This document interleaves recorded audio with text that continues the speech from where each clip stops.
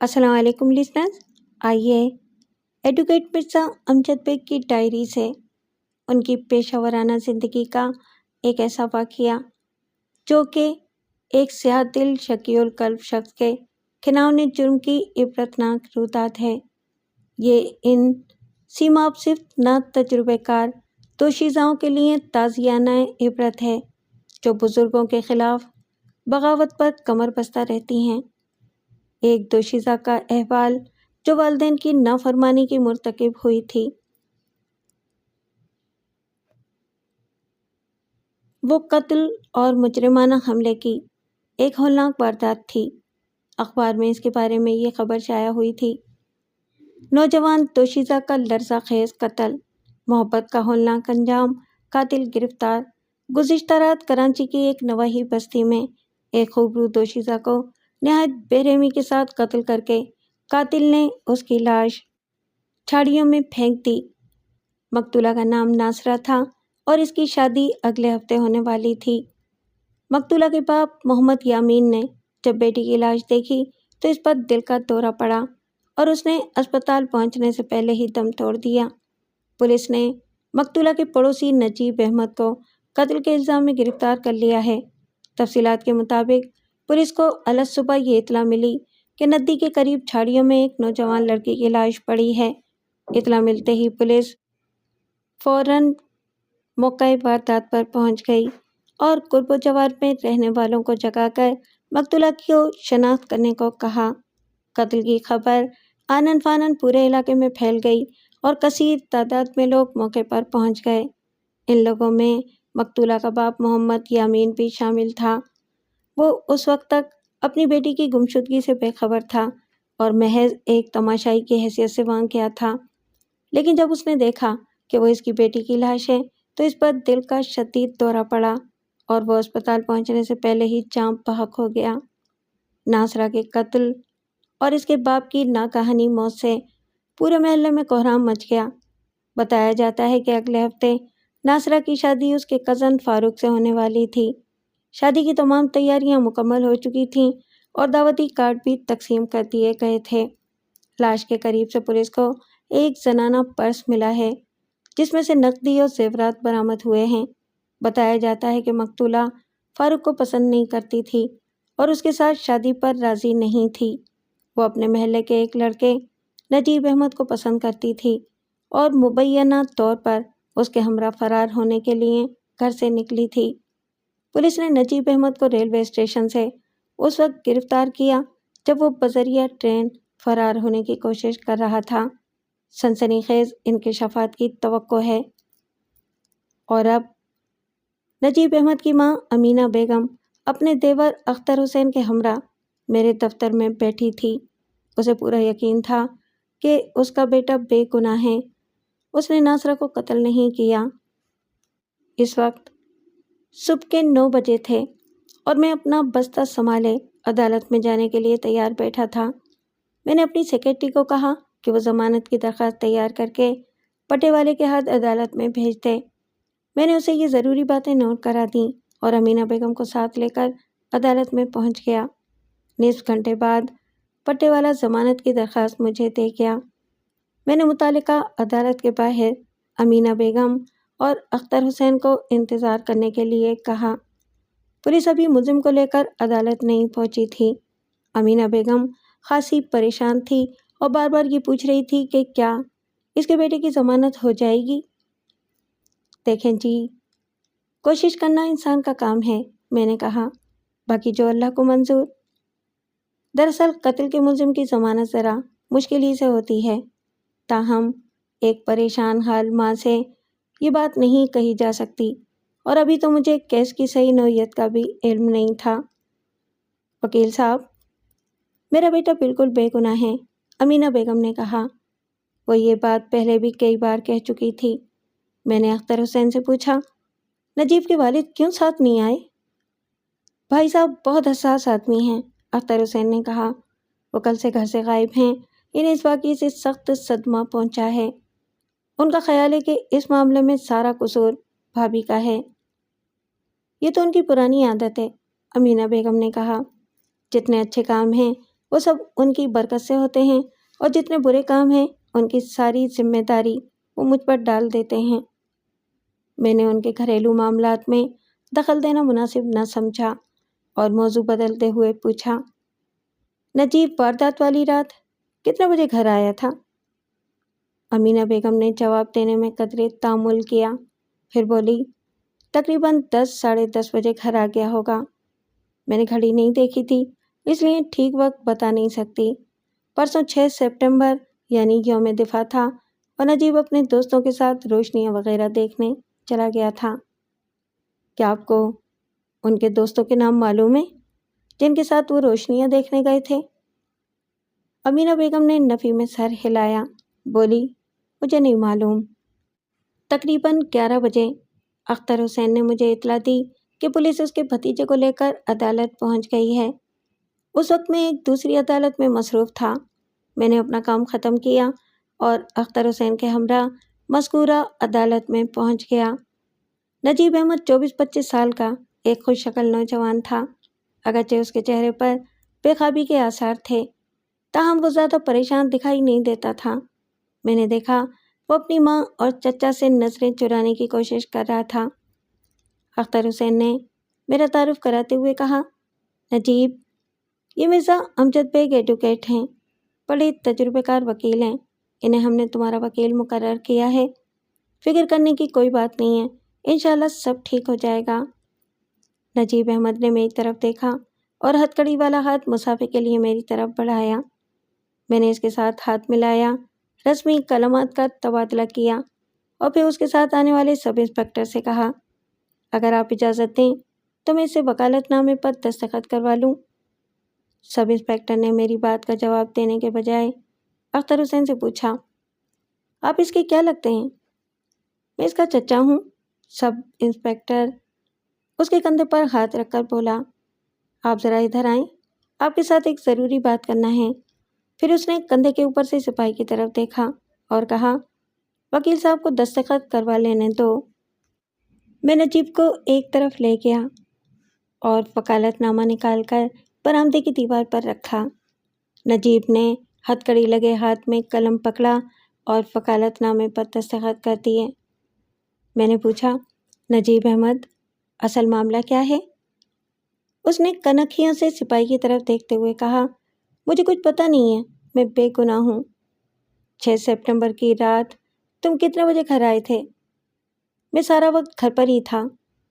تمہاری والدہ کا تو کہنا ہے کہ تم روشنیاں دیکھنے گئے ہوئے تھے اور 10 ساڑھے 10 بجے گھر آئے تھے۔ ہاں، شاید یہی بات ہے، اس نے جواب دیا، میں بھول گیا تھا۔ تمہارے ساتھ اور کون تھا؟ کوئی نہیں، میں اکیلا تھا۔ اس کی ماں جو قریب ہی کھڑی تھی بولی، بیٹے، تمہارے ساتھ تمہارے دوست بھی تو تھے۔ دوست؟ او ہاں، دوست بھی تھا، وہ سلیمان تھا میرے ساتھ۔ وہ عجیب باتیں کر رہا تھا، یوں معلوم ہوتا تھا کہ تھانے میں ایک رات گزارنے کے بعد وہ سب کچھ بھول چکا تھا۔ کیا سلیمان یہ گواہی دے گا کہ وہ رات کے 10:30 بجے تک تمہارے ساتھ تھا؟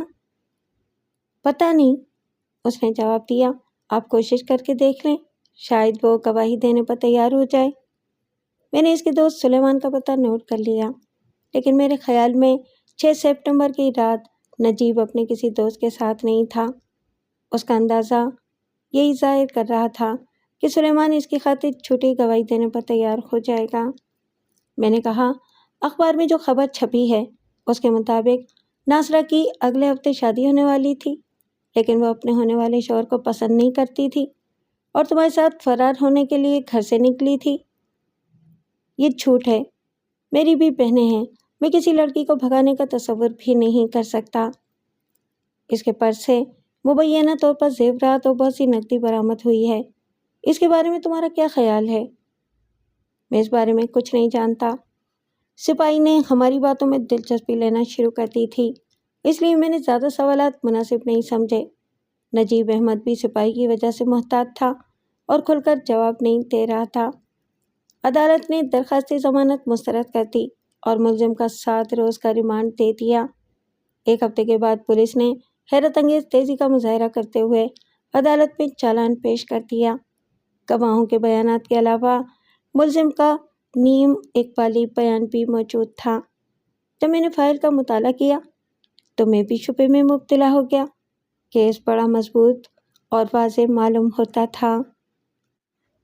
نجیب احمد نے پولیس کو جو بیان دیا اس کا خلاصہ یہ ہے: میں مسمی نجیب احمد بل ابرار حسین ساکن کراچی آج بتاریخ 12 سپٹمبر بلا جبر و اکرا یہ بیان کرتا ہوں کہ میں مقتولہ ناصرہ یامین کو، جو کہ میرے پڑوس میں رہتی تھی، اچھی طرح جانتا ہوں۔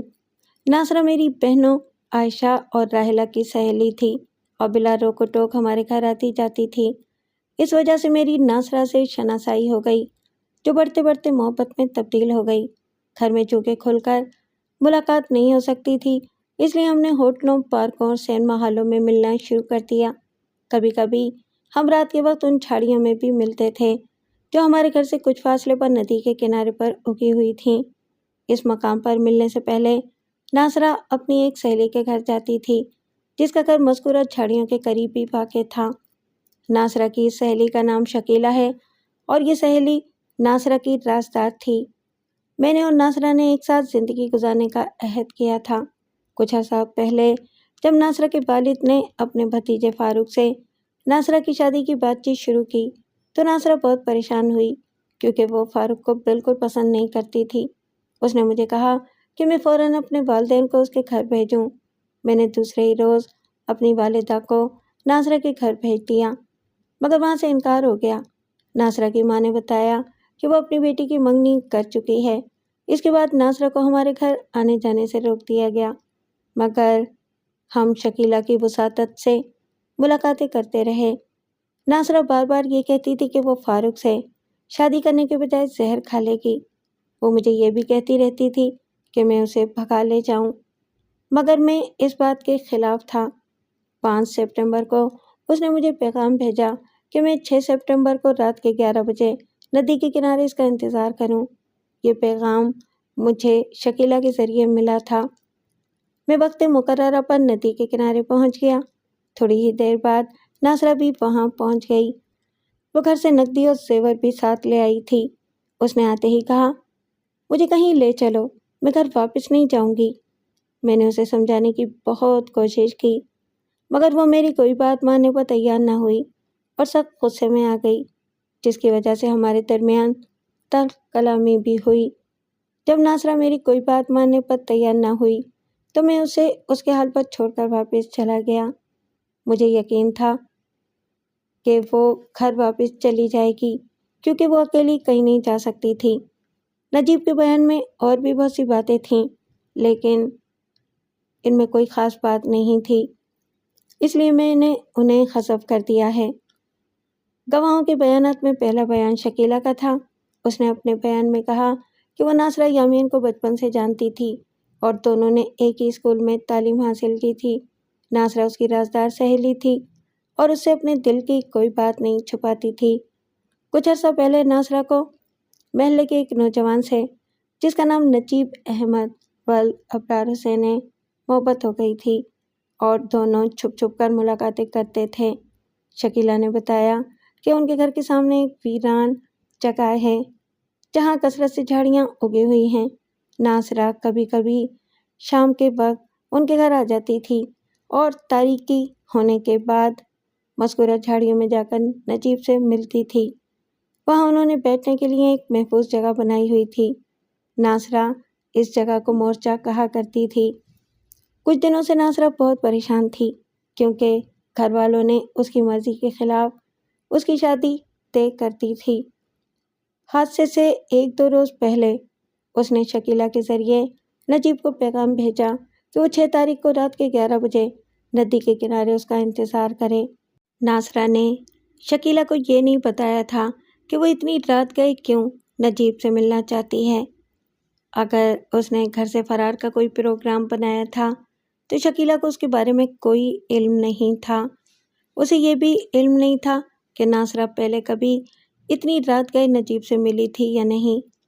نیز 6 تاریخ کی رات کو ناصرہ شکیلہ کے گھر نہیں آئی تھی۔ اگر وہ نجیب سے ملی تھی تو سیدھی ندی کے کنارے پر چلی گئی تھی۔ شکیلہ کو ندی کے کنارے پیش آنے والے سانحے کا علم صبح کو ہوا تھا۔ دوسرے گواہ کا نام ملک حنیف تھا۔ وہ ایک ادھیڑ عمر بروکر تھا اور الیکٹرانکس کے سامان کی خرید و فروخت کرتا تھا۔ وہ شکیلہ کے پڑوس میں رہتا تھا۔ اس کا گھر ان جھاڑیوں سے چند قدم کے فاصلے پر تھا جہاں ناصرہ کی لاش پڑی ہوئی پائی گئی تھی۔ اس کے بیان کا خلاصہ یہ ہے: میں مسمی ملک محمد حنیف ولد ملک محمد نصیب خان، ساکن بستی ضلع کراچی، بقائمی ہوش و حواس، یہ بیان دے رہا ہوں کہ میرا گھر اس مقام سے چند قدم کے فاصلے پر ہے جہاں ناصرہ یامین کی لاش پڑی ہوئی پائی گئی تھی۔ 6 اور 7 سپٹمبر کی درمیانی رات کو تقریباً 12 بجے میں باتھ روم جانے کے لیے صحن میں نکلا تو میں نے خرخراہٹ اور غرغراہٹ سے ملتی جلتی کچھ آوازیں سنی۔ چند لمحوں تک یہ آوازیں جو جھاڑیوں کی طرف سے آ رہی تھیں میں سنتا رہا۔ پھر میں نے دروازہ کھول کر باہر نکلا اور چند قدم آگے جا کر جھاڑیوں میں دیکھنے کی کوشش کی۔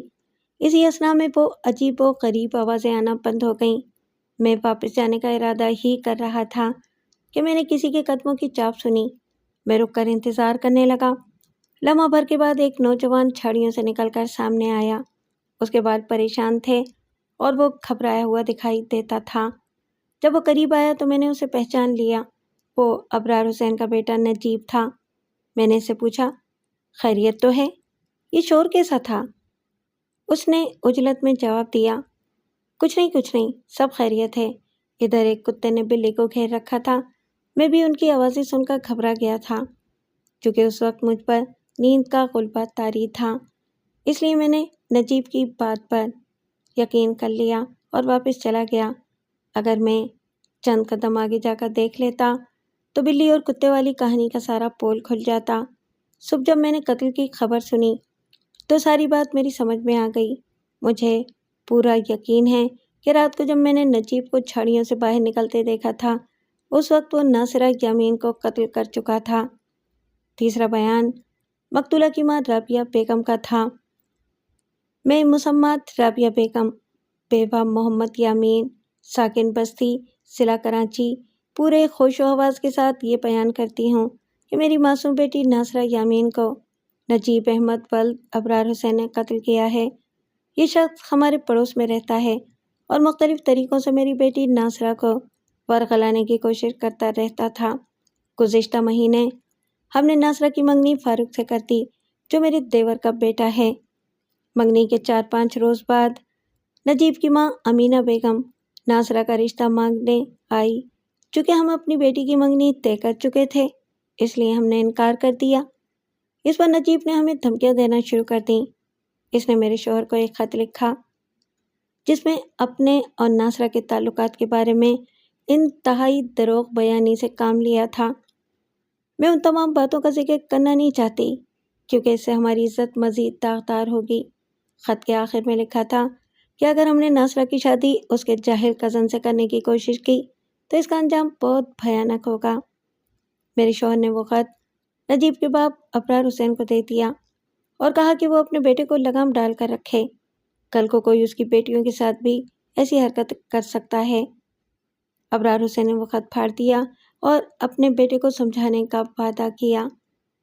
ناصرہ کی شادی کی تاریخ طے ہو چکی تھی اور کارڈ بھی تقسیم کر دیے گئے تھے، لیکن پتہ نہیں کس طرح یہ شخص میری بیٹی کو گھر سے بھگانے میں کامیاب ہو گیا۔ 6 سپٹمبر کو ہم لوگ تقریباً 10:30 یا 11:15 بجے بتیاں بجھا کر سو گئے تھے۔ ہمیں کچھ پتہ ہی نہیں چلا کہ ناصرہ کب اور کس طرح گھر سے نکلی۔ اس رات اس کی طبیعت خراب تھی اور وہ جلدی اپنے کمرے میں چلی گئی تھی۔ صبح جب قتل کا شور مچا تو میں نے اس کے کمرے میں جا کر دیکھا، وہاں اس کے بستر پر چادر کے نیچے 2 تکیے پڑے تھے۔ نجیب صرف میری بیٹی کا قاتل نہیں، میرے شوہر کا بھی قاتل ہے۔ اسے قانون کے مطابق پھانسی کی سزا دی جائے۔ اس کے علاوہ چند اور گواہوں کے بیانات بھی تھے لیکن ان کا ذکر محض باعث طوالت ہوگا۔ پولیس نے ملزم پر دفعہ 302 اور 374 الف عائد کی اور عدالت سے درخواست کی کہ ملزم پر فرد جرم عائد کی جائے۔ پولیس نے یہ موقف اختیار کیا کہ مقتولہ ملزم کے ساتھ محبت کرتی تھی اور اس کے ساتھ باعزت زندگی گزارنا چاہتی تھی۔ لیکن ملزم اس معاملے میں کوئی خطرہ مول لینے پر تیار نہیں تھا۔ پولیس نے ملزم کے اس بیان پر کوئی شبہ ظاہر نہیں کیا کہ اس نے مقتولہ کو واپس جانے کا مشورہ دیا تھا، تاہم وہ اسے واپس بھیجنے سے پہلے اپنی حوث کا شکار بنانا چاہتا تھا، مگر مقتولہ اس بات پر تیار نہیں تھی۔ اس پر دونوں میں کشمکش ہوئی۔ ملزم نے مقتولہ کو بالجبر اپنی حوث کا نشانہ بنایا اور پھر پکڑے جانے کے خوف سے اسے قتل کر دیا۔ گواہوں کے بیانات کی روشنی میں پولیس کا یہ موقف خاصا منطقی معلوم ہوتا تھا، لیکن اس موقف پر بحث کرنے سے پہلے پوسٹ مارٹم کی رپورٹ کا ذکر کر دینا مناسب ہوگا۔ مقتولہ کی لاش 7 سپٹمبر کو صبح کے 6:10 پر پولیس نے اپنی تحویل میں لی تھی۔ میڈیکل ایگزامنر کی رپورٹ کے مطابق اس کی موت رات کے 12:30 اور صبح کے 2 بجے کے درمیان واقع ہوئی تھی۔ اسے گلا گھونٹ کر ہلاک کیا گیا تھا۔ مجرمانہ حملے سے پہلے اس پر تشدد کیا گیا تھا۔ اس کے جسم پر خراشوں اور چوٹوں کے 18 نشانات تھے۔ بائیں آنکھ پر نیل کا نشان تھا۔ چہرے کی جلد 3 جگہ سے پھٹی ہوئی تھی۔ یہ نشانات مکوں اور تھپڑوں کے تھے۔ قاتل نے بڑی بے رحمی سے اسے مارا تھا۔ گلے پر انگلیوں کے نشانات تھے۔ دونوں کلائیاں زخمی تھیں اور یہ زخم چوڑیوں کے ٹوٹنے سے آئے تھے۔ جسم کے نازک حصوں پر بھی کئی نشانات تھے۔ مقتولہ کے لباس پر خون کے دھبے پائے گئے تھے۔ لباس پولیس نے اپنی تحویل میں لے لیا تھا۔ اس کے علاوہ پوسٹ مارٹم کی رپورٹ میں کچھ اور انکشافات بھی کیے گئے تھے، مگر اخلاق ان کے کھلے عام ذکر کی اجازت نہیں دیتا۔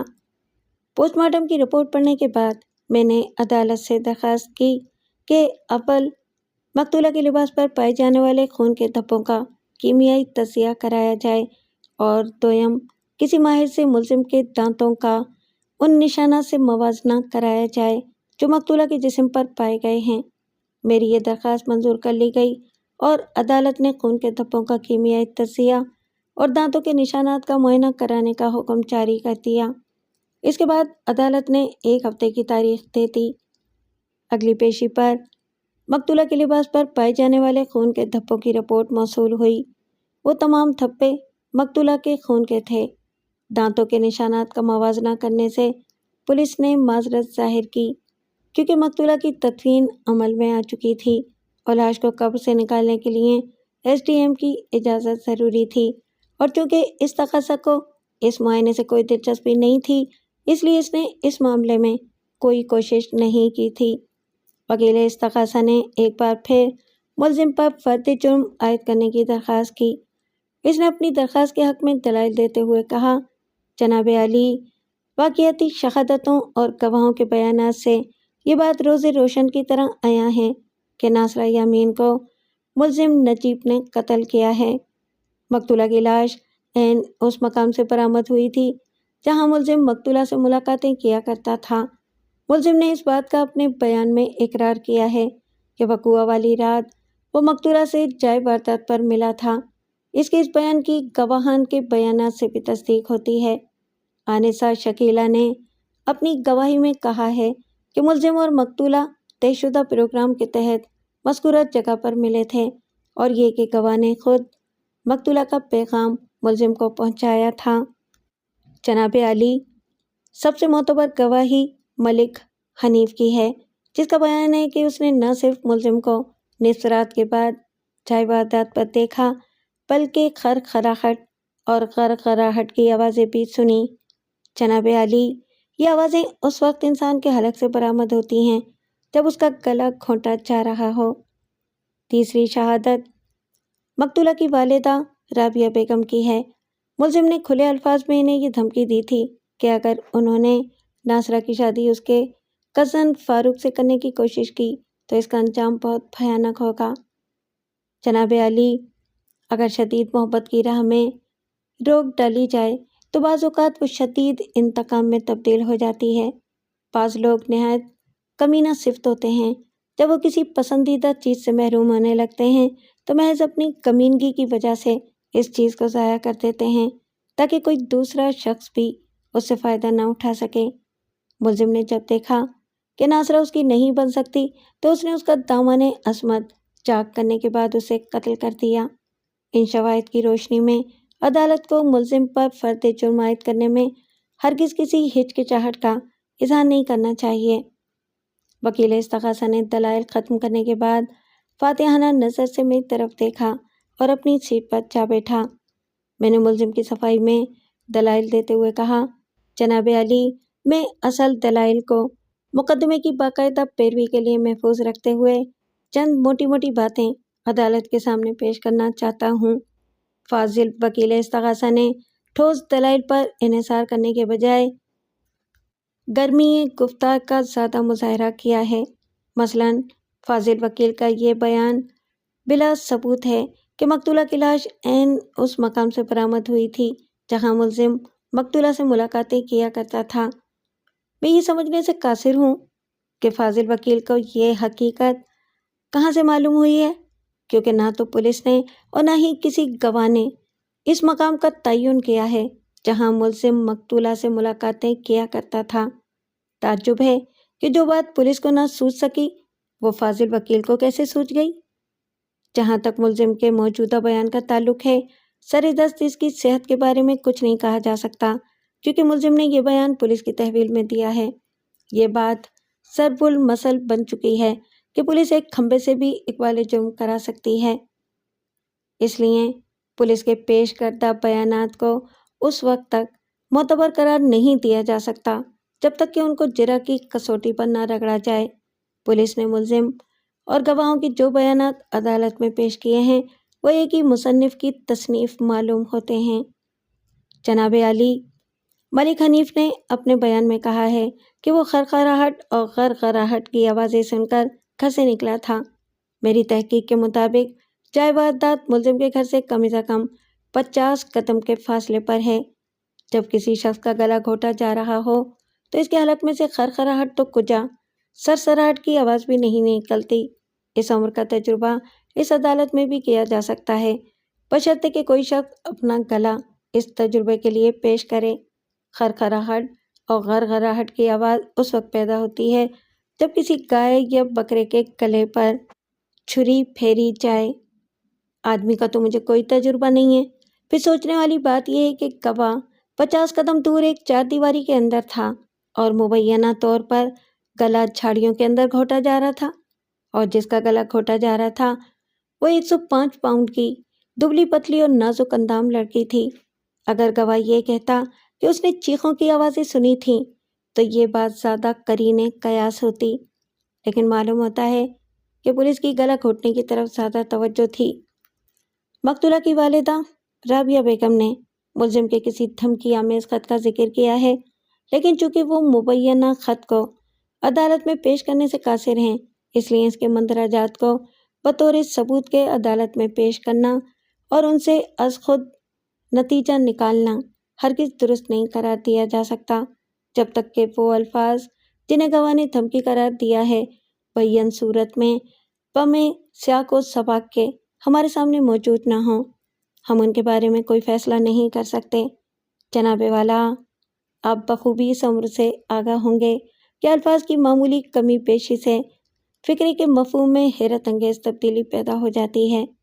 جناب والا، فاضل وکیل نے محبت اور انتقام کی جس تھیوری کو ملزم پر منطبق کرنے کی کوشش کی ہے، اس کی حقیقت لفاظی سے زیادہ کچھ نہیں ہے۔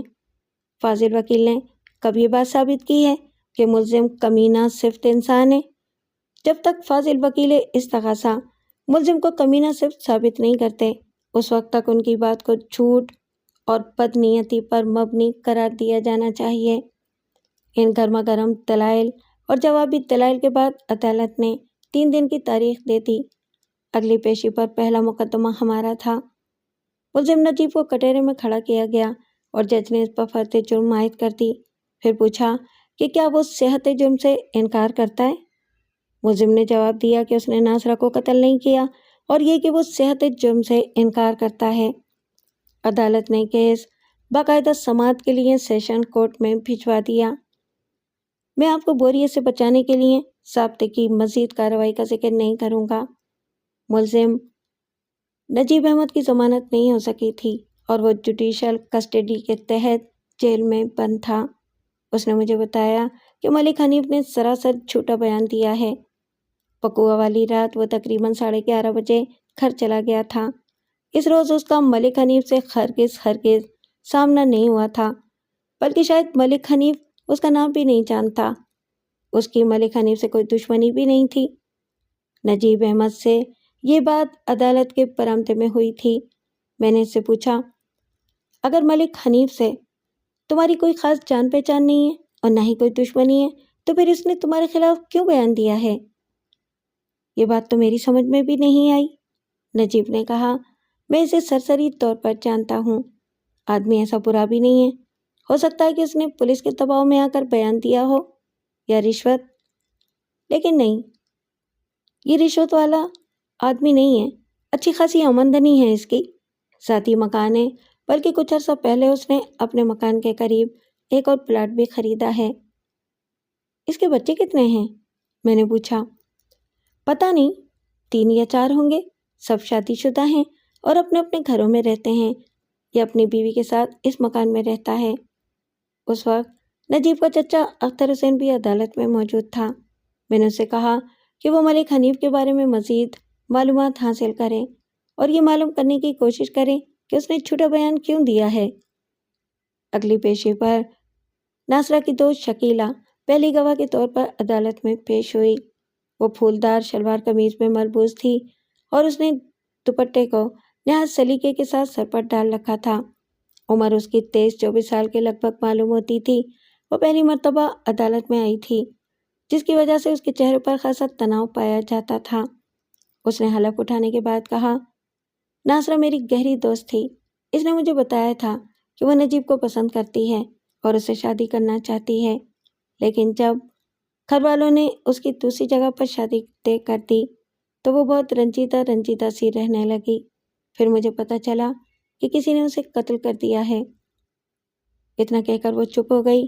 وکیل استغاثہ اٹھ کر کٹہرے کے قریب گیا اور بولا، مس شکیلہ، آپ کو یہ بات تو یقیناً معلوم ہوگی کہ ملزم نجیب اور ناصرہ چوری چھپے آپس میں ملتے تھے؟ نہیں، مجھے یہ بات نہیں معلوم۔ یہ سن کر وکیل استغاثہ ذرا سا چونکا۔ بولا، آپ نے پولیس کو جو بیان دیا ہے اس میں تو یہ کہا ہے کہ ملزم نجیب اور ناصرہ چوری چھپے ملاقاتیں کیا کرتے تھے۔ پولیس نے وہ بیان خود ہی لکھا تھا اور مجھ سے دستخط کروا لیے تھے۔ کیا یہ صحیح ہے کہ آپ ملزم اور ناصرہ کے درمیان رابطے کا ذریعہ تھیں، یعنی وہ آپ کے ذریعے ملاقاتیں کیا کرتے تھے؟ نہیں، یہ جھوٹ ہے۔ میں اس قسم کی ملاقاتیں کرنا یا کروانا پسند نہیں کرتی۔ معلوم ہوتا تھا کہ پہلا بیان اس نے افراتفری میں دیا تھا اور اب وہ بہت سوچ سمجھ کر بیان دے رہی تھی۔ وکیل استغاثہ نے پوچھا، آپ کو یہ بات تو یقیناً معلوم ہوگی کہ 6 سپٹمبر کی رات مقتولہ ملزم کے ساتھ اس ندی کے کنارے ملنے کا ارادہ رکھتی تھی جو آپ کے گھر کے سامنے ہے۔ مجھے یہ بات معلوم نہیں تھی۔ 6 سپٹمبر کو میری ناصرہ سے ملاقات نہیں ہوئی تھی۔ وکیل استغاثہ نے جج سے کہا، جناب عالی، گواہ اپنے پہلے بیان سے منحرف ہو گئی ہے۔ میں مزید سوالات نہیں کرنا چاہتا۔ جج نے گواہ سے کہا، بی بی، پولیس نے تمہارا ایک تحریری بیان عدالت میں پیش کیا ہے۔ تمہارا موجودہ بیان اس بیان سے مطابقت نہیں رکھتا۔ کیا تم نے وہ بیان کسی دباؤ میں آ کر دیا تھا؟ پولیس نے مجھ سے کچھ زبانی سوالات کیے تھے جن کے میں نے جوابات دیے تھے۔ بعد میں پولیس نے مجھ سے ایک تحریری بیان پر دستخط کروائے۔ وہ تحریر اتنی شکستہ تھی کہ مجھ سے اس کا ایک لفظ بھی پڑھا نہیں جا سکا تھا۔ کیا پولیس آفیسر نے تمہیں وہ بیان پڑھ کر نہیں سنایا تھا؟ نہیں، مجھے کسی نے وہ بیان پڑھ کر نہیں سنایا تھا۔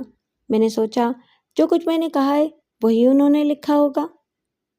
جج نے مجھ سے پوچھا کہ میں گواہ سے کوئی سوال کرنا چاہتا ہوں۔ میں نے اس بات میں جواب دیا اور اٹھ کر کٹہرے کے قریب جا ٹھہرا۔ شکیلہ چونکہ اپنے بنیادی بیان سے منحرف ہو چکی تھی، اس لیے اس سے کوئی کام کی بات اگلوانی خاصی مشکل تھی۔ شکیلہ بی بی، تم ناصرہ کو کب سے جانتی تھی؟ میں نے پہلا سوال کیا۔ وہ میرے بچپن کی دوست تھی، اس نے جواب دیا، اور ہم نے ایک ساتھ میٹرک پاس کیا تھا۔ کیا اس کا تمہارے گھر آنا جانا تھا؟ ہاں، وہ اکثر ہمارے گھر ملنے آتی تھی، کبھی کبھی میں بھی ان کے گھر چلی جاتی تھی۔ شکیلہ بی بی، ابھی تم نے بتایا ہے کہ ناصرہ نجیب کو پسند کرتی تھی اور اس سے شادی کرنا چاہتی تھی۔ کیا میں پوچھ سکتا ہوں کہ یہ بات تمہیں کیسے معلوم ہوئی؟ یہ بات مجھے ناصرہ نے بتائی تھی، اس نے جواب دیا، اور پھر الجھی ہوئی نظروں سے میری طرف دیکھنے لگی۔ کیا ناصرہ کی محبت یک طرفہ تھی یا نجیب بھی اس کو پسند کرتا تھا؟ شکیلہ نے کٹہرے میں کھڑے نجیب پر نظر ڈالی اور بولی، میرا خیال ہے کہ دونوں ایک دوسرے کو پسند کرتے تھے۔ تمہیں یہ بات یقیناً معلوم ہوگی کہ نجیب نے اپنی والدہ کو رشتہ مانگنے کے لیے ناصرہ کے گھر بھیجا تھا۔ ہاں، میں نے یہ بات سنی تھی، اس نے جواب دیا، لیکن ناصرہ کی ماں نے رشتہ دینے سے انکار کر دیا تھا۔ شکیلہ بی بی، تم نے بتایا کہ ناصرہ کو اس انکار کی وجہ سے سخت صدمہ پہنچا تھا۔ کیا تم بتا سکتی ہو کہ نجیب کا اس ضمن میں کیا رد عمل تھا؟ وہ بہت مایوس ہوا تھا یا اس نے حالات کے ساتھ سمجھوتہ کر لیا تھا؟ افسوس تو اسے بھی ہوا تھا، لیکن اس نے ناصرہ سے کہا تھا کہ اسے والدین کے فیصلے کے سامنے سر جھکا۔ اچانک وہ چپ ہو گئی۔ اس نے بے خیالی میں ایک ایسی بات کہہ ڈالی تھی جو اسے کہنا نہیں چاہیے تھا۔ میں نے فوراً اگلا سوال شروع کر دیا۔ انداز میرا ایسا ہی تھا جیسے میں نے اس کی بات کاٹی ہو۔ میں نے کہا، گویا تم یہ کہنا چاہتی ہو کہ نجیب نے ماں باپ کی مرضی کے سامنے سر جھکا دیا تھا، مگر ناصرہ مطمئن نہیں تھی؟ میرے خیال میں کچھ ایسی صورتحال تھی، اس نے جواب دیا۔ شکیلہ بی بی، تم نے بتایا کہ نجیب نے ناصرہ کو حالات سے سمجھوتہ کرنے کی تلقین کی تھی۔ ذرا سوچ کر جواب دو کہ یہ بات تمہیں نجیب نے بتائی تھی یا ناصرہ نے؟ ظاہر ہے یہ بات مجھے ناصرہ ہی بتا سکتی تھی، میں نے سوالات کا سلسلہ جاری رکھتے ہوئے کہا۔ یقیناً ناصرہ نے تمہیں یہ بھی بتایا ہوگا کہ نجیب نے اسے کب اور کس جگہ پر یہ تلقین کی تھی؟ دونوں ایک ہوٹل میں۔ اس نے ایک بار پھر بات ادھوری چھوڑ دی اور میں نے ایک بار پھر اس کے ادھورے جواب کو کافی سمجھتے ہوئے بات جاری رکھی اور کہا، میں شکیلہ، کیا تم اس ہوٹل کا نام بتا سکتی ہو جس میں ناصرہ اور نجیب ملا کرتے تھے؟ وہ اپنے پیروں کی پوزیشن تبدیل کرتے ہوئے بولی، مجھے ہوٹل کا نام نہیں معلوم۔ تھوڑی دیر پہلے اس نے وکیل استغاثہ کے سوال کے جواب میں نجیب اور ناصرہ کی ملاقاتوں سے لا علمی کا اظہار کیا تھا، اور اب وہ ان کی ملاقاتوں کے بارے میں اقرار کرنے پر مجبور ہو گئی تھی۔ میں نے سلسلہ سوالات جاری رکھتے ہوئے کہا، میں شکیلہ، تم نے بتایا کہ ناصرہ تمہاری رازدار سہیلی تھی اور تم سے کوئی بات نہیں چھپاتی تھی۔ یقیناً وہ تمہیں اپنی ملاقاتوں کے بارے میں بھی بتاتی ہوگی۔ کیا اس نے کبھی نجیب کی بدتمیزی کا شکوہ کیا تھا؟ میں آپ کا سوال نہیں سمجھی۔ پوچھنے کا مقصد یہ ہے کہ نجیب نے تنہائی کی ملاقاتوں سے کبھی ناجائز فائدہ اٹھانے کی کوشش کی تھی؟ وکیل استغاثہ نے فوراً اس سوال پر اعتراض کیا۔ وہ میرا زاویہ سمجھ گیا تھا۔ جناب عالی، مجھے اعتراض ہے، اس نے کہا، یہ غیر متعلق سوال ہے۔ فاضل وکیل ایسا سوال کر رہے ہیں جس سے مقتولہ کے خاندان کی عزت پر حرف آنے کا اندیشہ ہے۔ جناب والا، یہ سوال بہت ضروری ہے، میں نے کہا۔ اس سوال کے ذریعے میں ملزم کے کردار کو واضح کرنا چاہتا ہوں۔ جج نے اعتراض مسترد کر دیا۔ شکیلہ نے میرے سوال کا جواب دیتے ہوئے کہا، ناصرہ نے کبھی یہ شکایت نہیں کی تھی کہ نجیب کبھی اس کے ساتھ بدتمیزی کرتا ہے یا اس کی مرضی کے خلاف کوئی حرکت کرنے کی کوشش کرتا ہے۔ جس شخص نے کئی تنہائیاں میسر آنے کے باوجود ناصرہ کو کبھی شکایت کا موقع نہیں دیا تھا، وہ اچانک درندہ کیسے بن سکتا تھا؟ اور یہی وہ نقطہ تھا جو میں عدالت کے علم میں لانا چاہتا تھا۔ دوسری گواہی مقتولہ کی ماں رابعہ بیگم کی تھی۔ وہ سخت جوش اور غصے میں تھی۔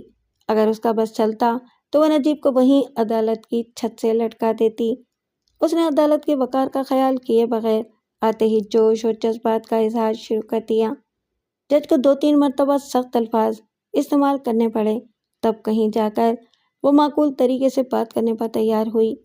اس نے نجیب کی طرف، جو کٹہرے میں ہتھکڑی پہنے کھڑا تھا، انگلی سے اشارہ کرتے ہوئے کہا، یہ بدبخت میری بیٹی اور میرے شوہر کا قاتل ہے۔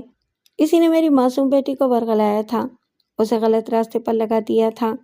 اس درندے نے ہمیں تباہ کر دیا ہے، ہمیں برباد کر دیا ہے، ہمارے ہنستے بستے گھر کو اجاڑ دیا ہے۔ اس نے ہمیں دھمکیاں دی تھیں، یہ خونی ہے، اسے سرے عام پھانسی پر لٹکا دینا چاہیے۔ جب جج نے محسوس کیا کہ رابعہ بیگم جذباتی باتیں کرتی جا رہی ہیں تو اس نے وکیل استغاثہ سے کہا کہ وہ سوالات کے ذریعے اس کی گواہی مکمل کروا دے۔ وکیل استغاثہ نے کٹہرے کے قریب جا کر کہا، بیگم صاحبہ، آپ نے پولیس کو جو بیان دیا ہے اس میں کہا ہے کہ جب آپ نے اپنی بیٹی ناصرہ یامین کی منگنی کر دی تو ملزم نے اپنی ماں کو رشتہ مانگنے کے لیے آپ کے گھر بھیجا، لیکن آپ نے واضح وجہ کی بنا پر انکار کر دیا۔ کیا یہ صحیح ہے؟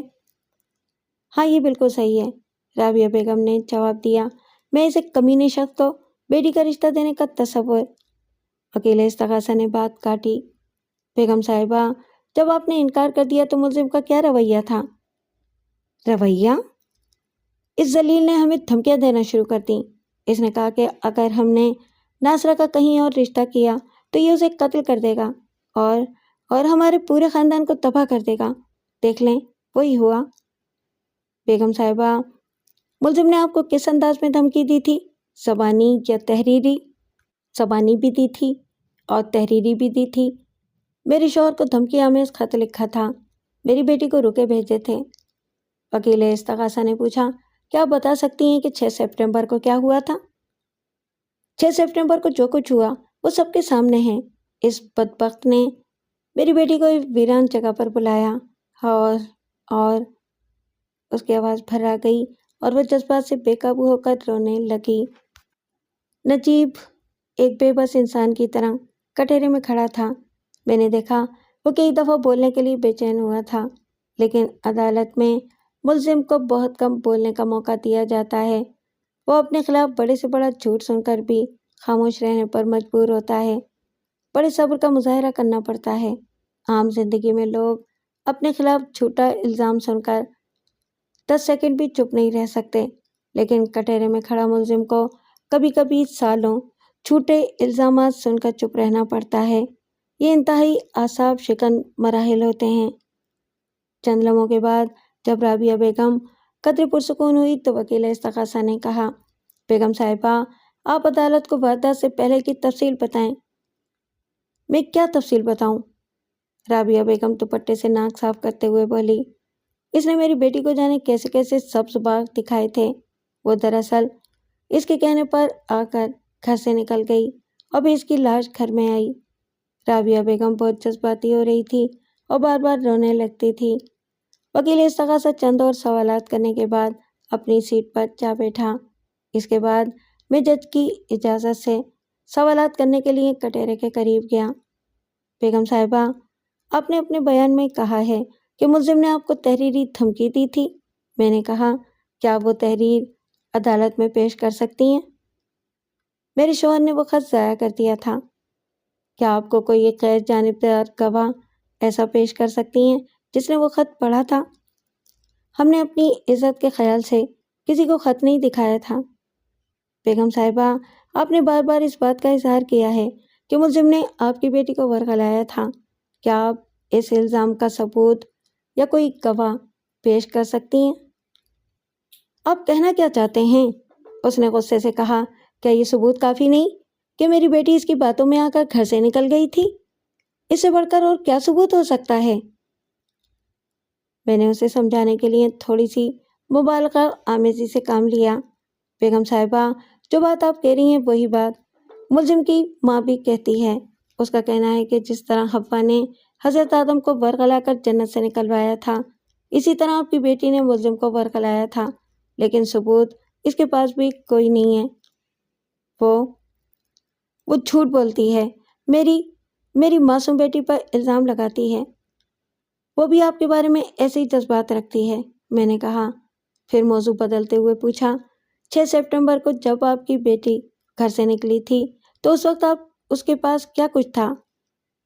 اس نے ناصرہ کے پرس سے برآمد ہونے والے سامان کی تفصیل بتانے کے بعد کہا، اس کے گلے میں ایک سونے کی زنجیر اور کلائی پر دستی گھڑی تھی۔ میرے پاس پولیس کے مشیر نامے کی نقل موجود تھی۔ اس میں ان دو چیزوں کا ذکر نہیں کیا گیا تھا۔ میں نے اس بارے میں مزید کوئی سوال نہیں کیا اور 2-3 اور سوالات کرنے کے بعد اپنی سیٹ پر جا بیٹھا۔ قاتل جو کوئی بھی تھا، اس نے ناصرہ کو لوٹنے کے لیے قتل نہیں کیا تھا۔ اگر اس نے لوٹنے کے لیے قتل کیا ہوتا تو وہ زیور اور نقدی چھوڑ کر نہ جاتا۔ ایسی صورت میں سوال یہ پیدا ہوتا تھا کہ گھڑی اور طلائی زنجیر کہاں گئی؟ بہت غور کرنے کے بعد میں اس نتیجے پر پہنچا کہ گھڑی اور زنجیر اس وقت کہیں گر گئی تھی جب ناصرہ نامعلوم قاتل کے ساتھ کشمکش کر رہی تھی۔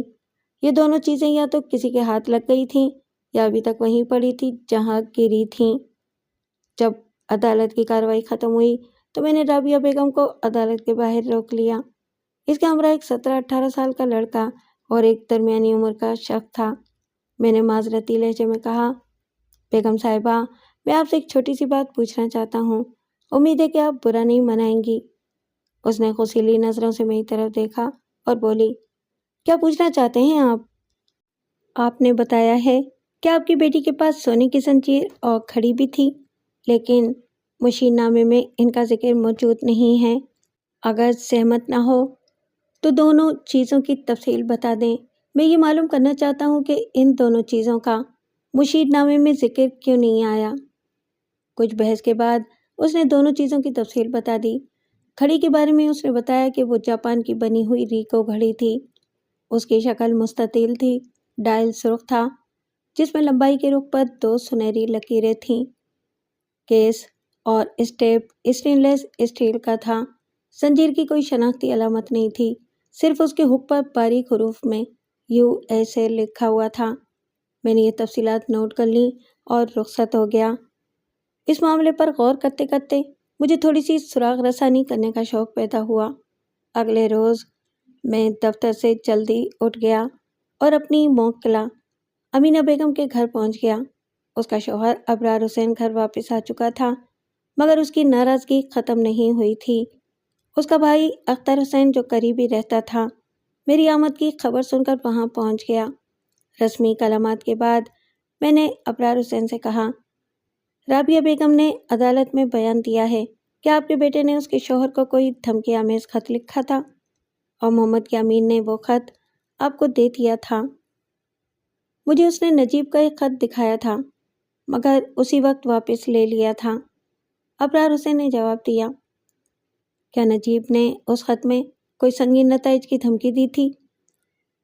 اس میں دھمکی کوئی نہیں تھی، صرف اتنا لکھا تھا کہ انہیں اپنی بیٹی کا مستقبل تباہ نہیں کرنا چاہیے۔ چائے وغیرہ پینے کے بعد میں نے اختر حسین سے کہا کہ میں جائے واردات دیکھنا چاہتا ہوں۔ اس نے مجھے ساتھ لیا اور چند گلیوں سے ہوتا ہوا ایک کھلی جگہ پر پہنچ گیا۔ وہاں کثیر تعداد میں ببول کی جھاڑیاں اگی ہوئی تھیں جو ڈھلان سے ہوتی ہوئی ندی تک چلی گئی تھی۔ لیاری ندی کے بارے میں ایک بات واضح کر دینا مناسب ہوگی۔ کراچی کی لیاری ندی پہاڑوں اور جنگلوں میں پائی جانے والی ندیوں سے بالکل مختلف ہے۔ اگرچہ اس ندی کا جال پوری کراچی میں پھیلا ہوا ہے، لیکن یہ صرف برسات کے موسم میں رواں ہوتی ہے۔ دیگر موسموں میں اس کے اندر گٹر کا پانی بہتا ہے۔ اس گٹر کے پانی میں آپ کو کہیں کہیں دھوبی کپڑے دھوتے ہوئے اور ان کے بچے مچھلیاں پکڑتے ہوئے بھی نظر آئیں گے۔ ندی کے اطراف میں دور دور تک ویران علاقہ پھیلا ہوا تھا۔ مخالف سمت میں کافی دور آبادی نظر آ رہی تھی۔ اختر حسین نے مجھے وہ جگہ دکھائی جہاں لاش پڑی ہوئی پائی گئی تھی۔ وہاں ارد گرد ببول کی جھاڑیاں اگی ہوئی تھیں۔ وہ جگہ مکانوں کی قطار سے تقریباً 50-60 گز دور تھی۔ میں نے وہاں ارد گرد 90 درجے کے زاویے پر چلتے ہوئے قدم ناپے۔ بالکل سامنے والا مکان 52 قدم کے فاصلے پر تھا۔ میں نے اختر حسین سے پوچھا کہ ملک حنیف کون سے مکان میں رہتا ہے؟ اس نے داہنے طرف 2 مکان چھوڑ کر تیسرے مکان کی طرف اشارہ کیا۔ ملک حنیف اس مکان میں رہتا ہے۔ میں دوبارہ جائے واردات پر گیا اور ملک حنیف کے مکان کی طرف دیکھا۔ وہ وہاں سے تقریباً 70 درجے کے زاویے پر تھا۔ اس اعتبار سے اس کا فاصلہ بھی زیادہ تھا۔ اس مقام پر کچرا اور استعمال شدہ پلاسٹک کی تھیلیاں بکھری پڑی تھیں۔ کچرا پھینکنے کے لیے وہ بڑی آئیڈیل جگہ تھی۔ میں بڑی باریکی سے آس پاس کا معائنہ کرنے لگا۔ میں نے اختر حسین کو گھڑی اور طلائی زنجیر کے بارے میں نہیں بتایا۔ حقیقت میں مجھے کچھ ملنے کی امید نہیں تھی کیونکہ واردات خاصی پرانی ہو چکی تھی۔ اختر حسین عجیب نظروں سے میری طرف دیکھ رہا تھا۔ شاید میں اس وقت خاصا مذاقہ خیز لگ رہا تھا۔ اچانک مجھے گھاس میں پڑی ہوئی ایک چمکدار چیز دکھائی دی۔ میں اکڑو بیٹھ کر اس کی طرف دیکھنے لگا۔ وہ ٹوٹی ہوئی چوڑی تھی۔ مجھے فوراً پوسٹ مارٹم کی رپورٹ یاد آ گئی جس میں کہا گیا تھا کہ مقتولہ کی کلائیاں چوڑیاں ٹوٹنے سے زخمی ہو گئی تھیں۔ مجھے آس پاس ٹوٹی ہوئی چوڑی کے کل 4 ٹکڑے نظر آئے۔ میں نے ان 4 ٹکڑوں کو اٹھا لیا۔ وہ ایک ہی چوڑی کے ٹکڑے تھے۔ ان کا رنگ سنہری اور سرخ تھا۔ چند قدم کے فاصلے پر مجھے اسی رنگ کے کچھ اور ٹکڑے نظر آئے۔ میں چند قدم پیچھے ہٹا اور ان 2 مقامات کی سیدھ میں دیکھا جہاں ٹوٹی ہوئی چوڑیاں پائی گئی تھیں۔ اگر ان دونوں مقامات کے اوپر سے ایک سیدھا خط کھینچا جاتا تو وہ ملک حنیف کے ساتھ والے مکان تک پہنچتا۔ میں اس فرضی خط کی سیدھ میں آگے بڑھا۔ ٹوٹی ہوئی چوڑیوں کے چند ٹکڑے مذکورہ مکان کے دروازے سے 8-10 گز ادھر پڑے دکھائی دیے۔ میں نے وہ تمام ٹکڑے اٹھا کر جیب میں رکھ لیے اور اختر حسین سے پوچھا کہ وہ مکان کس کا ہے۔ یہ مکان خالی پڑا ہے، اختر حسین نے جواب دیا، اس میں کوئی نہیں رہتا۔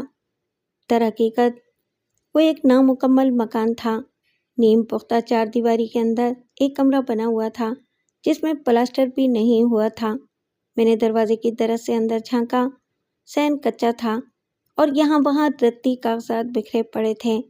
میرے دل میں خیال آیا کہ قاتل ناصرہ کو اس مکان کے اندر لے گیا تھا۔ دروازے کی کنڈی اندر سے لگی ہوئی تھی۔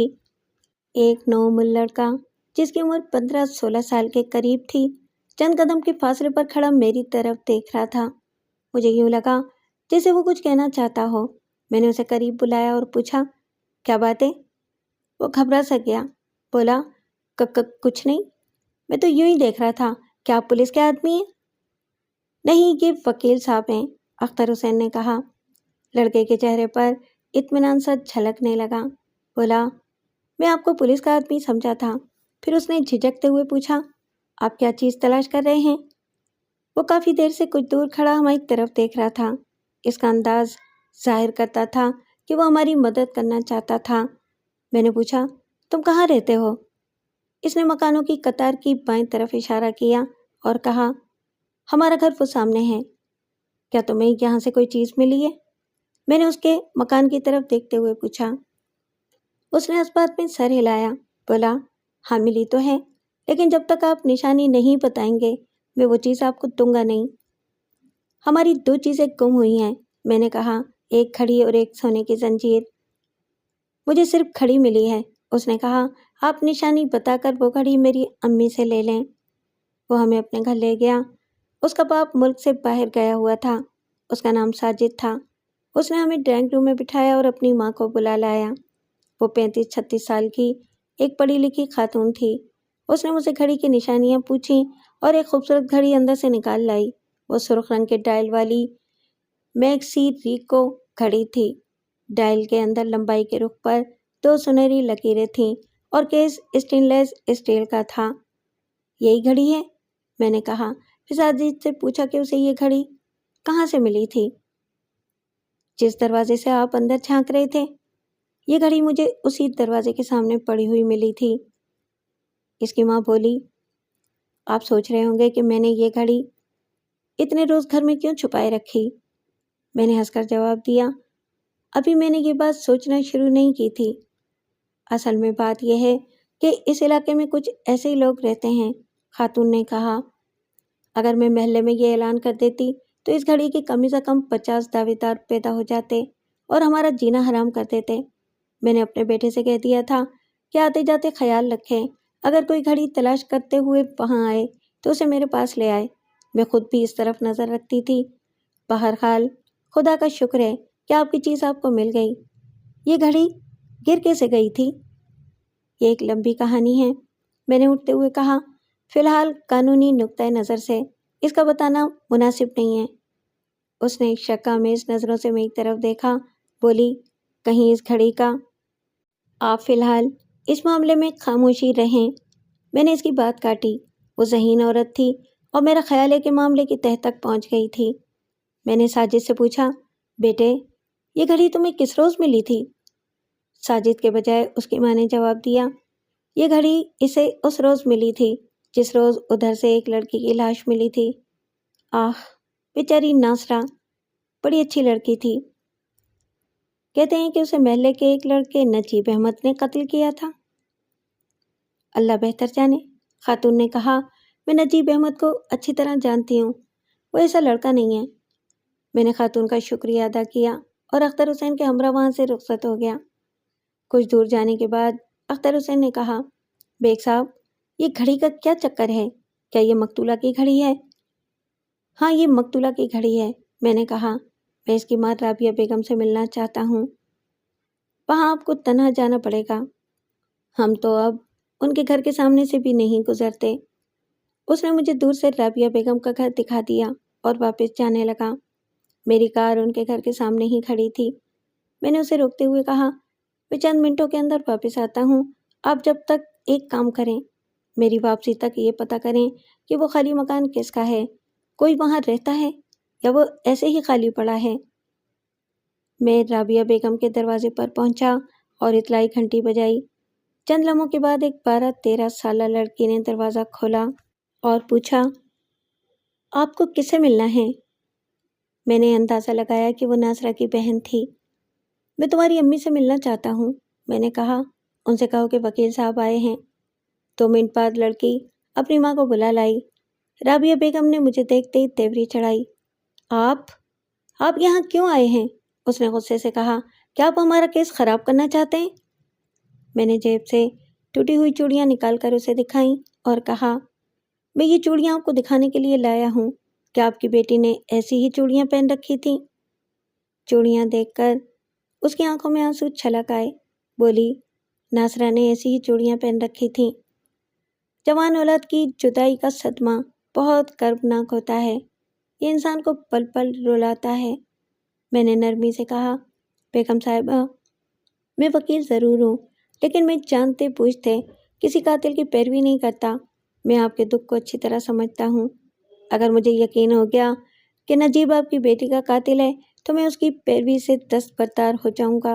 اب بے فکر رہیں۔ وہ نامالود آنکھوں سے میری طرف دیکھتی رہی۔ پتہ نہیں اس نے میری بات پر یقین کیا تھا یا نہیں۔ میں نے اسے سلام کیا اور وہاں سے رخصت ہو گیا۔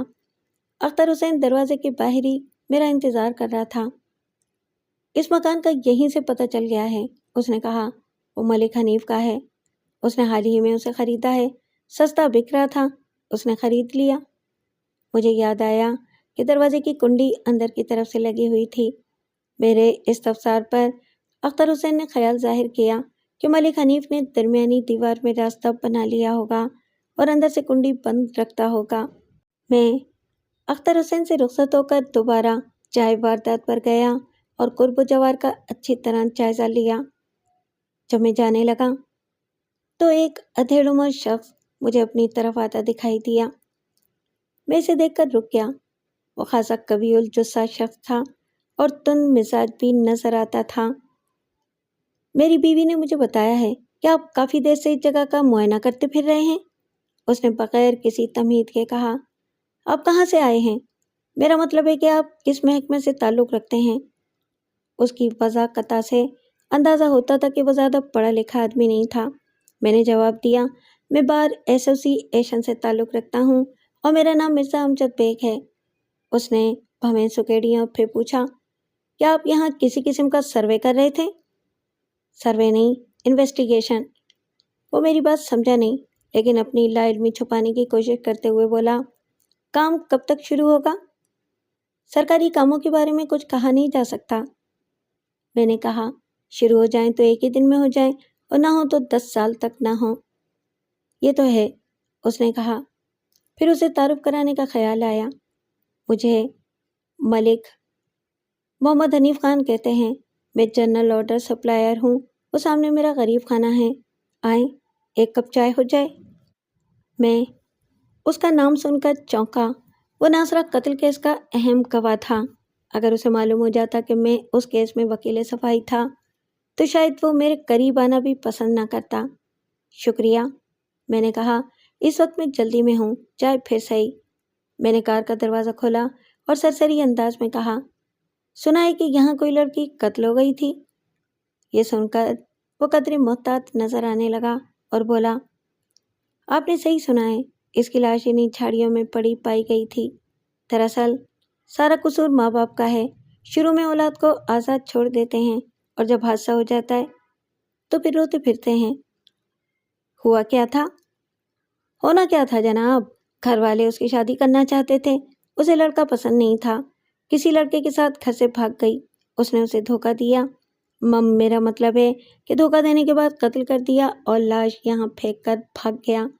پولیس نے 12 گھنٹوں کے اندر اندر اسے گرفتار کر لیا، آج کل اندر بند ہے، بیچارہ پھانسی پر چڑھ جائے گا۔ آپ تو یہاں قریب ہی رہتے ہیں، میں نے کہا، کیا آپ کو واردات کا پتہ نہیں چلا؟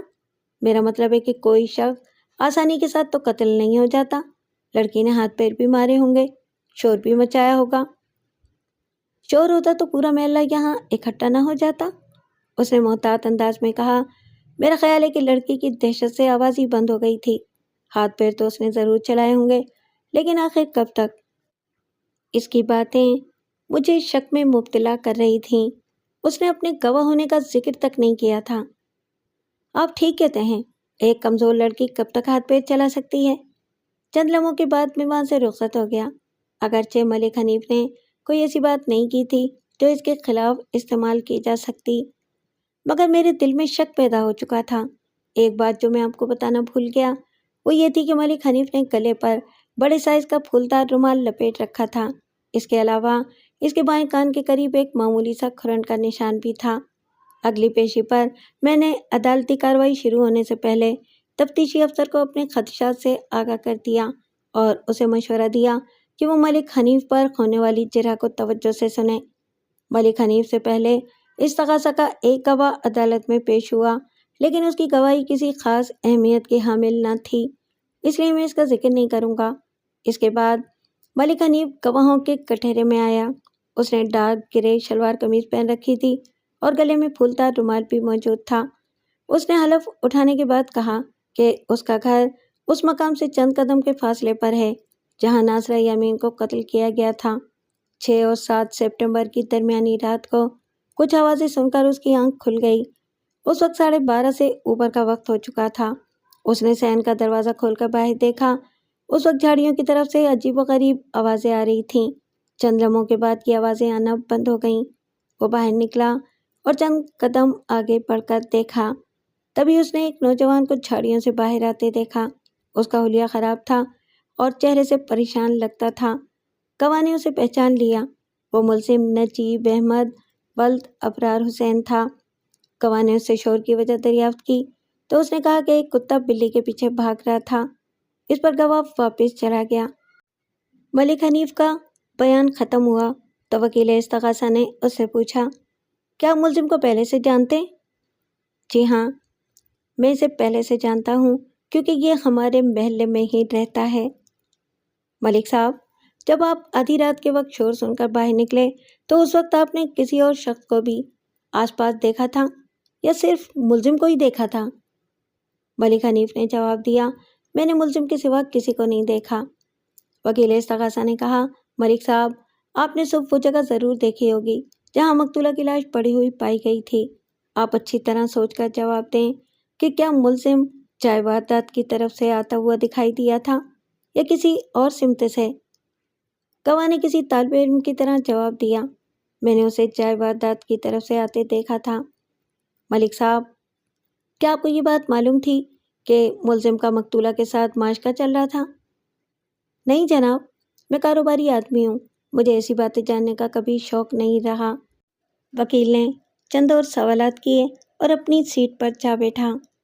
جب میں جرح کے لیے کٹہرے کے قریب گیا تو ملک حنیف نے حیرت سے میری طرف دیکھا، اگرچہ میں عدالت میں موجود تھا لیکن اس سے پہلے اس نے غور سے میری طرف نہیں دیکھا تھا۔ میں نے گلا صاف کرتے ہوئے کہا، ملک صاحب، کیا آپ بتا سکتے ہیں کہ وقوع والی رات جو کہ 6 سپٹمبر کی رات تھی، آپ نے کتنے بجے دروازہ کھول کر باہر دیکھا تھا؟ اس وقت 12:30 سے کچھ اوپر وقت ہوا تھا۔ ملک صاحب، چونکہ آپ بڑے وثوق کے ساتھ وقت بتا رہے ہیں اس لیے آپ نے یقیناً گھڑی دیکھی ہوگی۔ جج: جی ہاں یہی بات ہے۔ پھر تو آپ کو صحیح وقت یاد ہوگا۔ میں نے کہا، کیا آپ عدالت کو بتائیں گے کہ اس وقت کیا بجا تھا؟ بے شک۔ میرا خیال ہے کہ اس وقت 12:40 ہوئے تھے۔ اس نے گہرا سانس لیا۔ وہ ابتدائی سوالات پر ہی پریشان دکھائی دینے لگا تھا۔ ملک صاحب، آپ اس بات سے یقیناً اتفاق کریں گے کہ کسی واقعے کے فوراً بعد انسان کو اس واقعے کی تفصیلات زیادہ وضاحت سے یاد ہوتی ہیں، لیکن جیسے جیسے وقت گزرتا جاتا ہے اسے کئی باتیں بھول جاتی ہیں۔ وکیل استغاثہ نے فوراً اعتراض کیا، بولا، جناب علی، یہ غیر متعلق سوال ہے۔ محترم، یہ سوال نہیں، اسٹیٹمنٹ ہے۔ میں نے کہا، ایک ایسی حقیقت ہے جسے کوئی انکار نہیں کر سکتا۔ جج نے اعتراض مسترد کر دیا۔ میں نے سلسلہ سوالات جاری رکھتے ہوئے کہا، ملک صاحب، آپ نے واردات کے دوسرے روز پولیس کو جو تحریری بیان دیا تھا اس کے مطابق آپ نے رات کے 12 بجے باہر دیکھا تھا۔ اب آپ کہہ رہے ہیں کہ اس وقت 12:40 ہوئے تھے، یہ تضاد کیوں؟ اس وقت میں نے جلدی میں بیان دیا تھا۔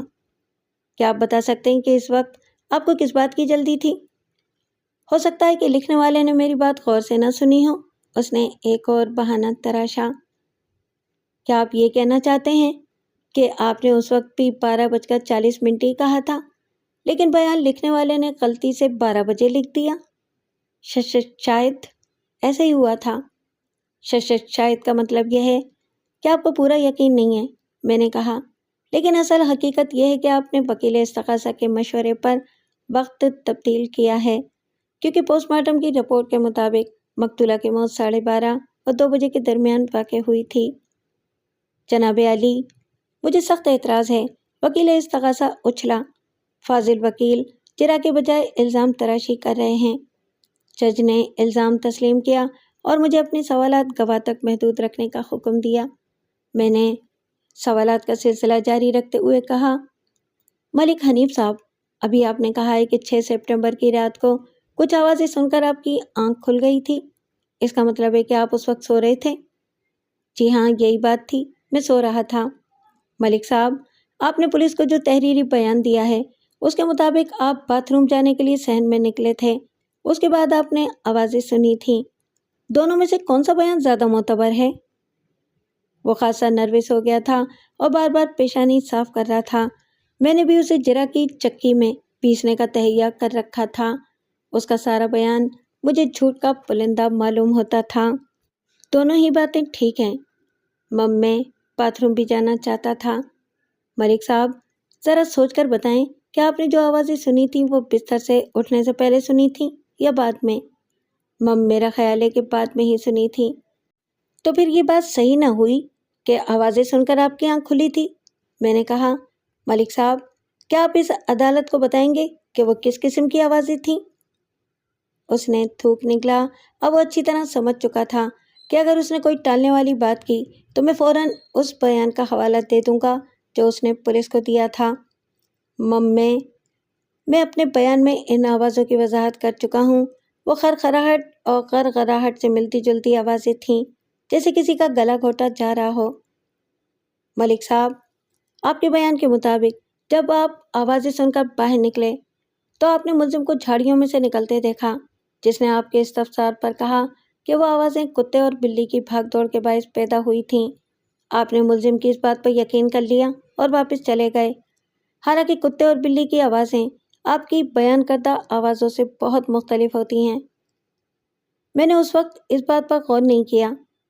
ملک صاحب، جب کسی شخص کا گلا گھوٹا جا رہا ہو اور قتل کرنے کے ارادے سے گھوٹا جا رہا ہو تو اس کی سانس کی نالی بند ہو جاتی ہے اور اس کے منہ سے کسی قسم کی کوئی آواز نہیں نکلتی۔ آپ نے کس بنیاد پر یہ فیصلہ کیا تھا کہ وہ آوازیں گلا گھوٹنے سے پیدا ہو رہی تھیں؟ بس یوں ہی میرا خیال ہے، مجھے آوازوں کا کوئی تجربہ نہیں ہے۔ ملک صاحب، میں اس جگہ کا معائنہ کر چکا ہوں جہاں مقتولہ کی لاش پڑی ہوئی پائی گئی تھی۔ میں نے کہا، وہ جگہ آپ کے گھر سے 57 قدم کے فاصلے پر ہے اور جھاڑیوں میں گھری ہوئی ہے۔ اتنی دور سے کوئی ایسی آواز جو گلا گھوٹنے سے پیدا ہو آپ کے گھر تک پہنچ نہیں سکتی۔ جناب علی، مجھے اعتراض ہے، وکیل استغاثہ نے کہا۔ آوازوں کا معاملہ سننے والے کی قوت سماعت سے تعلق رکھتا ہے۔ کسی کی قوت سماعت تیز ہوتی ہے اور کسی کی ہلکی ہوتی ہے۔ فاضل وکیل غالباً اپنی قوت سماعت کے حساب سے بات کر رہے ہیں۔ جج نے اعتراض درست تسلیم کیا۔ ملک صاحب، کیا آپ بتا سکتے ہیں کہ ملزم نے وقوع والی رات کون سے کپڑے پہن رکھے تھے؟ ملزم نے پتلون اور قمیض پہن رکھی تھی، گواہ نے جواب دیا، لیکن مجھے رنگ یاد نہیں رہا۔ یہاں یہ بتا دینا مناسب ہوگا کہ گرفتاری کے وقت ملزم شلوار قمیض میں ملبوس تھا۔ میں نے کہا، ملک صاحب، آپ نے کہا ہے کہ جب ملزم چھاڑیوں سے باہر نکلا تو اس کا حلیہ بہت خراب تھا۔ کیا آپ اس کے خراب حلیے کی وضاحت کریں گے؟ بس خراب تھا، اس نے الجھن محسوس کرتے ہوئے کہا۔ جیسا خراب ہونا چاہیے، میں اس کی کیا وضاحت کروں؟ ملک صاحب، آپ نے یہ بھی کہا ہے کہ ملزم چہرے سے بہت پریشان دکھائی دیتا تھا۔ کیا آپ اس بات کی وضاحت کریں گے کہ آپ نے تاریکی کے باوجود ملزم کے چہرے کی پریشانی کیسے دیکھ لی؟ وہاں اتنا بھی اندھیرا نہیں تھا۔ آپ تو ہر بات کی وضاحت کروانے پر تلے ہوئے ہیں۔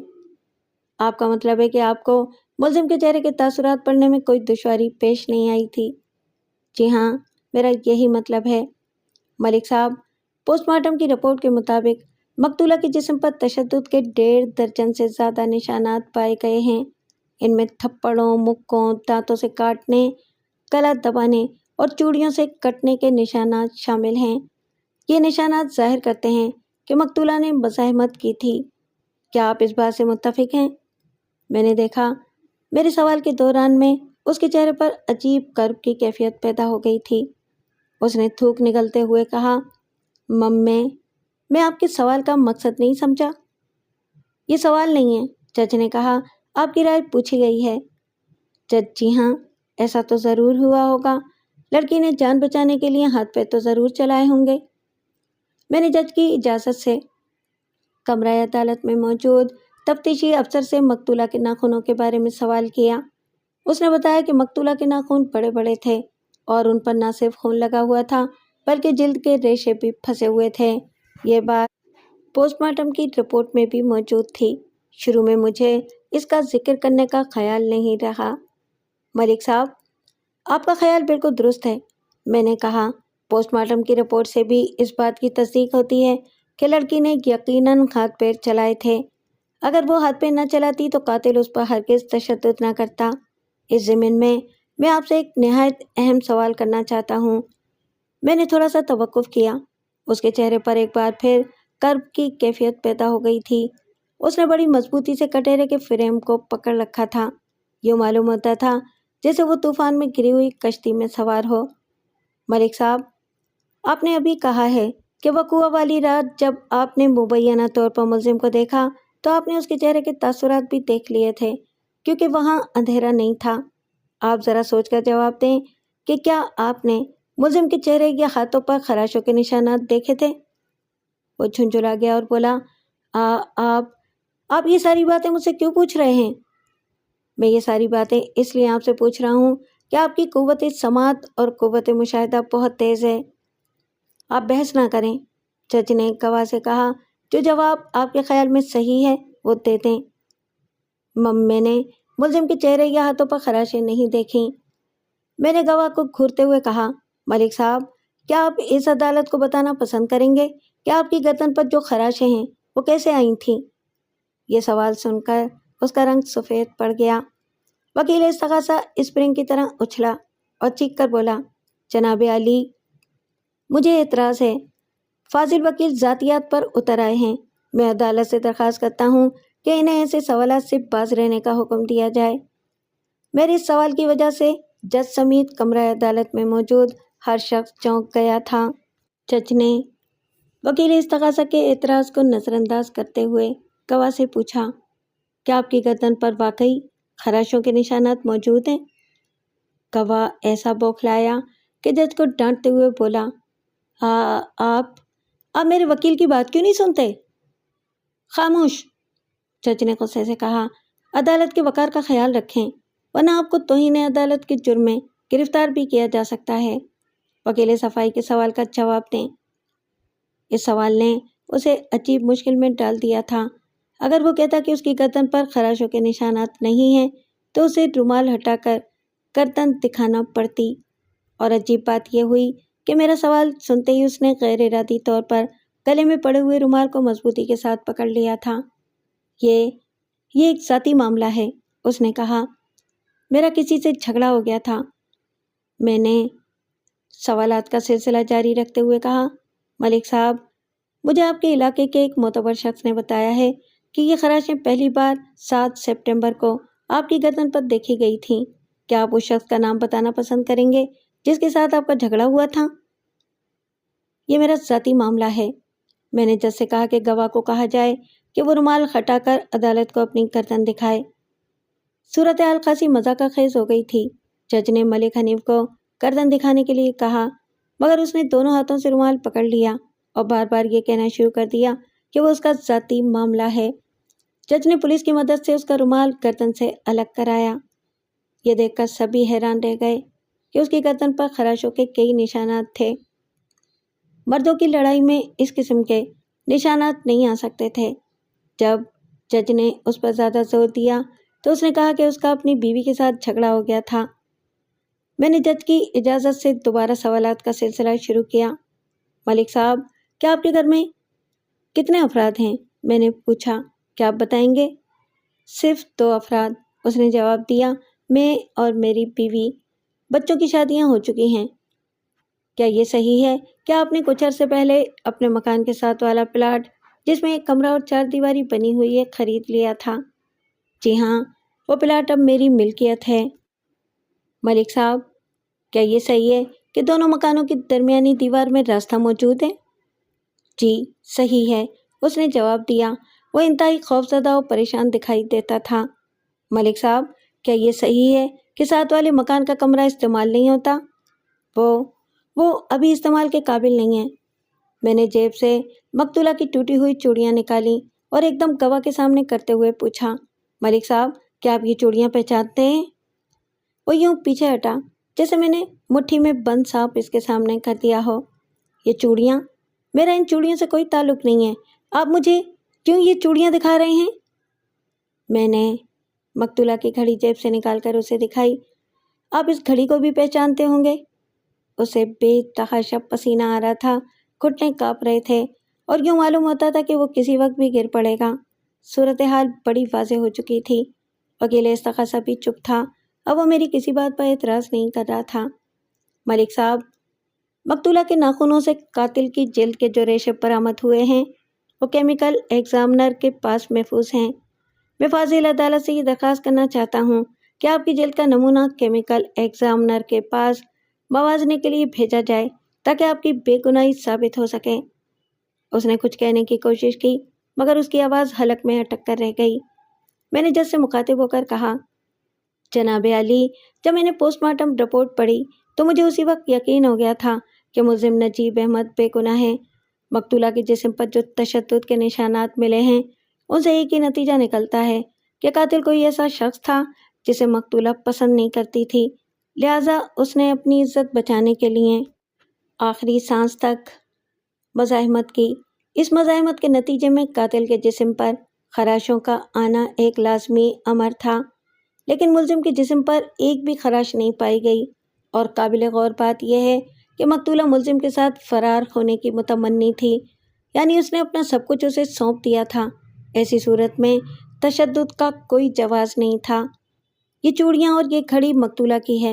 گھڑی محلے کے ایک لڑکے کو گواہ کے گھر کے دروازے کے سامنے سے ملی تھی۔ چوڑیوں کے کچھ ٹکڑے مجھے گواہ ملک حنیف کے غیر مستعمل مکان کے سامنے سے ملے ہیں۔ جب مقتولہ کو کھینچ کر یا اٹھا کر مذکورہ مکان کے اندر لے جایا جا رہا تھا تو وہ مزاحمت کرتی رہی اور اس کی چوڑیاں ٹوٹ کر نیچے گرتی رہیں۔ دروازے کے قریب پہنچ کر اس کی گھڑی بھی گر گئی۔ مجھے یقین ہے کہ اگر گواہ کے غیر مستعمل مکان کی تلاشی لی گئی تو وہاں سے ان چوڑیوں کے مزید ٹکڑے برآمد ہوں گے۔ مقتولہ کی ماں اس بات کی تصدیق کر چکی ہے کہ یہ انہی چوڑیوں کے ٹکڑے ہیں جو اس کی بیٹی نے پہن رکھی تھیں۔ ان شواہد کی روشنی میں عدالت سے میں درخواست کرتا ہوں کہ گواہ ملک حنیف کو ناصرہ یامین کے قتل کے الزام میں گرفتار کرنے کا حکم دیا جائے، اس کے غیر مستعمل مکان کی فوراً تلاشی کا حکم دیا جائے اور میرے موکل نجیب احمد کو باعزت بری کیا جائے۔ ملک حنیف کے اعصاب جواب دے گئے۔ اس نے کٹہرے پر سر ٹکا کر رونا شروع کر دیا۔ پولیس نے اسے گرفتار کر لیا اور اسی روز اس کے گھر کی تلاشی لی۔ غیر مستعمل کمرے سے انہیں ناصرہ کی طلائی زنجیر اور ملک حنیف کے خون آلود کپڑے بھی مل گئے۔ کپڑوں پر خون کے جو دھبے پائے گئے وہ زیادہ تر ملک حنیف کے اپنے خون کے تھے۔ اس نے اقبال جرم کر لیا اور اپنے گھناؤنے جرم کی لرزہ خیز کہانی سنائی۔ وقوع والی رات تقریباً 11 بجے اس نے ناصرہ کو اجلت میں جھاڑیوں کے اندر جاتے دیکھا۔ یہ دیکھ کر اس کے دل میں تجسس پیدا ہوا۔ وہ ناصرہ کے پیچھے گیا اور دیکھا کہ نجیب احمد پہلے سے وہاں موجود ہے۔ وہ چھپ کر دونوں کی باتیں سنتا رہا۔ ناصرہ یامین نجیب سے کہہ رہی تھی کہ وہ گھر سے ناتا توڑ کر آ گئی ہے اور اب کبھی واپس نہیں جائے گی۔ نجیب اس کا ساتھ دینے پر تیار نہیں تھا۔ وہ ناصرہ کو واپس جانے کا مشورہ دے رہا تھا۔ ملک حنیف نے اسے یہ کہتے سنا، ناصرہ، ہمیں ماں باپ کی خوشیوں پر محبت کا محل تعمیر نہیں کرنا چاہیے۔ ہم نے جائز طریقے سے کوششیں کر کے دیکھ لی ہیں، اب ہمیں ماں باپ کے حکم کے سامنے سر جھکا دینا چاہیے، اسی میں ہماری بہتری ہے۔ ناصرہ نے کہا، میں تمہارے بغیر زندہ نہیں رہ سکتی نجیب، اگر تم میرا ساتھ نہیں دو گے تو میں خودکشی کر لوں گی۔ میں فاروق کو ایک دن کے لیے بھی برداشت نہیں کر سکتی، اس کے ساتھ میرا گزارا نہیں ہو سکتا۔ تم واپس چلی جاؤ ناصرہ اور اپنے والدین کو سمجھانے کی کوشش کرو۔ میں انہیں ہر طریقے سے سمجھانے کی کوشش کر چکی ہوں، وہ میری کوئی بات سننے پر تیار نہیں۔ ابو کہتے ہیں کہ وہ اپنی جائیداد غیروں کو نہیں دے سکتے، فاروق جیسا بھی ہے ان کا اپنا تو ہے۔ تم میرے ابو کو نہیں جانتے، وہ ایک دفعہ ضد پر آ جائیں تو کسی بات کی پرواہ نہیں کرتے۔ وہ کہتے ہیں بے شک خودکشی کر لو، انہیں میری موت منظور ہے مگر میری خوشی منظور نہیں۔ بڑوں کے معاملے میں ضد کا لفظ استعمال کرنا بے ادبی ہے، نجیب نے کہا۔ ہو سکتا ہے کہ وہ لا علمی میں غلط فیصلہ کر ڈالیں، لیکن اولاد کو ان کے مقابلے پر نہیں آ جانا چاہیے۔ بڑوں کی فرمانبرداری باعث رحمت ہوتی ہے، ہم والدین کے احسانات کا بدلہ نہیں اتار سکتے۔ تم واپس چلی جاؤ، اسی لیے میں کہہ رہا ہوں۔ ملک حنیف نے اپنے بیان میں کہا کہ دونوں 20-25 منٹ تک آپس میں بحث مباحثہ کرتے رہے لیکن کسی نتیجے پر پہنچ نہیں سکے۔ ناصرہ یامین نے نجیب کو بزدلی کا طعنہ دیا اور رونے لگی۔ نجیب اسے اس کے حال پر چھوڑ کر چلا گیا۔ اس کے جانے کے بعد ملک حنیف ناصرہ کو سمجھانے کے لیے اس کے قریب چلا گیا، لیکن جب اس نے لڑکی کے کندھے پر ہاتھ رکھا تو اچانک شیطان اس پر غالب آ گیا۔ اس نے دبلی پتلی ناصرہ کے منہ پر ہاتھ رکھا اور اسے گھسیٹتا ہوا غیر مستعمل کمرے میں لے گیا۔ اس کی بیوی جو ساتھ والے مکان میں سو رہی تھی، اسے اس خونی ڈرامے کی بالکل خبر نہیں ہوئی۔ ملک حنیف نے کہا کہ وہ ناصرہ کو قتل کرنے کا کوئی ارادہ نہیں رکھتا تھا، لیکن جب وہ اپنا شیطانی عمل ختم کر چکا اور اس کے ہوش ٹھکانے پر آئے تو وہ سخت خوف زدہ ہو گیا۔ اسے خیال آیا کہ اگر اس نے لڑکی کو جانے دیا تو وہ گرفتار ہو جائے گا اور اسے 10-15 سال کی سزائے قید ہو جائے گی، لہٰذا اس نے جیل کے خوف سے ناصرہ کو گلا گھونٹ کر ہلاک کر دیا اور اس کی لاش جھاڑیوں میں پھینک دی۔ عدالت نے ضروری کارروائی کے بعد نجیب احمد کو باعزت بری کر دیا، تاہم اسے گواہ کی حیثیت سے مقدمے میں شامل رکھا۔